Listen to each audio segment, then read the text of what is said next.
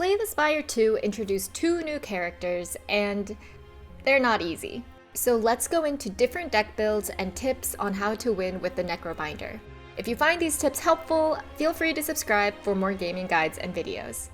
Choose your character. Starting off with the basics of the Necrobinder starts off with 66 HP and a deck consisting of 4 attacks, 4 defense, and 2 character-specific cards. Bodyguard summons 5, and Unleash does 6 damage, plus damage based off of Osty's current HP. His starting relic is the Bound Phylactery, which summons 1 at the start of your turn. Summon will spawn Osty, your literal handy sidekick. If he's already summoned, you'll add that amount to his max HP for the combat. Osty here will become your best friend. He has the Die For You trait, which means he'll take all unblocked damage on your behalf. So, for example, let's say the enemy is doing 20 damage, you have 10 shield, and Osty has 6 max HP. Your 10 shield will go away first, then the remaining will go to Osty's max HP. Since he doesn't have enough max HP to take it, the remaining damage of 4 will hit you. The Necrobinder has 86 total possible cards, not including basic strikes or defense. And out of those 86, 34 are attacks, 34 are skills, and 18 are powers. 2 of those are from special events only, so you won't see these consistently. Note that the Necrobinder has a relatively low number of cards that give you block. In exchange, he has ways to combat his low block cards via Osty, extra energy, and debuffs. However, if you're finding yourself dying a lot, make sure you're picking up block cards when you see them. Now that we know the basics, let's move on to the various deck builds the Necrobinder uses. Note, there's always exceptions to these builds and tips, and even though this next section is about his different builds, never force a build, especially in Act 1. We'll cover why at this timestamp. As a Necrobinder, you need to learn how to manage your best friend Osty. Due to his Die For You trait, he will protect you from countless damage, especially when you don't have enough shield to block the attack. The summon mechanic also helps him get tanky. Every summon card you play, Osty's max HP will increase.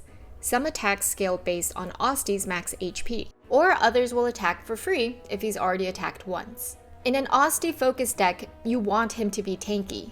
You can think of his max HP as stacked block that carries over between turns. The more HP he has, the more he can protect you if you don't have enough shield, and his base card Unleash will do even more damage. Stacking HP is great because you're guaranteed to have Unleash in every Necrobinder run since it's part of his starting deck. Additionally, Osty isn't affected by debuffs. This means if you get weakened or your strength gets lowered, Osty's damage doesn't get affected. Tanking up Osty and then relying on him to do your damage also helps negate some debuffs from mobs and cards. There's a lot of cards that enable Osty. As you play, you'll find out which cards you prefer. Personally, if you're just getting started, I recommend looking for these particular cards if you're going for an Osty deck. In the early game, look for Snap and Poke. In the mid to late game, you can look for Bone Shards and Flatten, and situationally, you can also look for Sentry Mode, Squeeze, and Cleanse. Overall, even if you don't end up going with an Osty-focused deck or have to pivot, increasing his HP is always a plus because he'll serve as a great punching bag and prevent some damage. The Necrobinder is also the first character that has an Ethereal deck build. Ethereal means if a card is in your hand at the end of your turn, it exhausts. AKA, it's removed from your deck until the end of combat. In the first Slay the Spire game, Ethereal was used as a balancing mechanic for stronger cards, making you choose whether to use your limited energy on an Ethereal card when it may not have been the most optimal move, or decide to do the more optimal move and lose that card for the rest of that combat. In Slay the Spire 2, the Necrobinder uses Ethereal cards to do more damage, draw more cards, block, and debuff enemies. In an Ethereal deck, the more you have is usually beneficial as they all synergize with each other. This means you will also probably need extra energy to make sure all your Ethereal cards can be played and not exhaust at the end of your turn. Luckily, the Necrobinder has many cards that give him extra energy. It's always great having extra energy, but especially make sure you pick up those extra energy cards if you're going with an Ethereal deck. Cards you're always looking for are going to be Defy, Enfeebling Touch, and Seance. You can also look for Call of the Void, Domain, and Lethality. If you have a lot of Ethereals in your deck, Pull from Below is also great scaling damage, and Banshee's Cry is also great for extra damage. The third Necrobinder deck is very on theme with Souls. Soul is a 0-cost, colorless card that lets you draw 2 cards and then exhausts. 3 attacks and 4 skills will give you souls. Usually, a soul-only deck will not be able to carry you to a win, especially on higher level ascensions. It requires getting Haunt or Devour Life to help you scale for later, more difficult fights, and even then, it will probably not be enough by itself. However, extra draw is always great in a deck builder. From my original video, we covered how extra draw is one of the top 2 ways to win, as it increases your chance of drawing your good cards. In general, souls help you cycle through your deck and increase the chances of hitting your win condition faster. If you create enough souls with enough energy generation, there is a chance you can create an infinite loop. However, I wouldn't worry too much about forcing an infinite loop, and rather focus on picking up good cards and playing them at the right time. All this to say, I recommend focusing on a different deck build and pick up a few cards that will give you souls for extra draw. Cards that you're going to be looking for are going to be Grave Warden, which is great because it also gives you block, Severance, which is really great with extra energy, Seance, Dirge, and Capture Spirit. A new mechanic introduced with the Necrobinder is Doom. At the end of an enemy's turn, if their HP equals the amount of Doom or less, it will die. Key phrase, end of enemy's turn. This means an enemy will still do their turn before Doom kills them. Because of this, if you want to play a Doom build, then you need a way to build consistent block so that you can survive while you accumulate enough Doom. This can either be in the form of building a tanky Osty or through block cards and weakness debuffs. And especially for my Slay the Spire 1 players, don't get Doom confused with Poison, which procs at the beginning of an enemy's turn.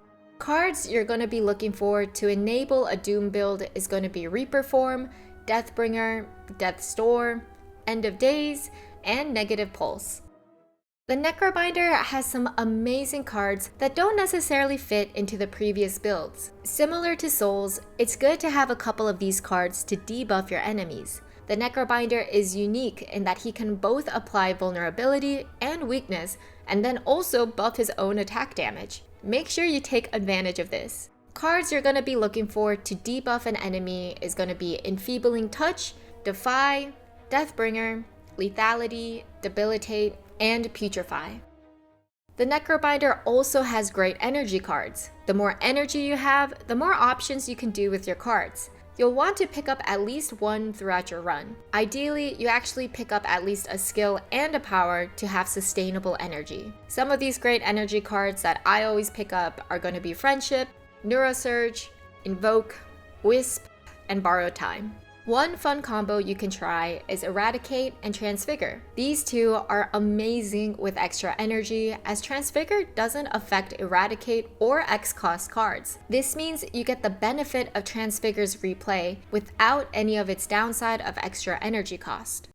Now moving on to general tips, even though I spent the last 15 minutes going over different builds, I highly recommend not forcing a build. Rejecting cards because they're not going to fit into a build will most likely lead to a loss, especially in higher level ascensions and later acts with more difficult mobs. You should be following the basics of a deck builder of keeping a lean deck with good cards. Additionally, the Necrobinder is one of the best characters for a hybrid build. For example, many players have found success with an Osty and Doom build, as Osty can help you sustain your HP while dealing damage over time with Doom.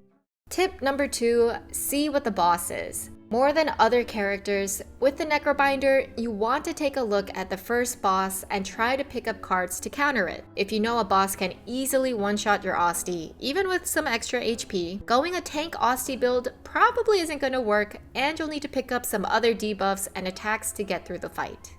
Tip number 3 is to increase your max HP. The Necrobinder starts with the lowest health out of all the characters. If you get the option of increasing your max HP at a store or question mark, I recommend you take it, given that there's nothing better. Max HP also affects how much health you restore at a rest site. So obviously, if you have more max HP, you'll rest for more.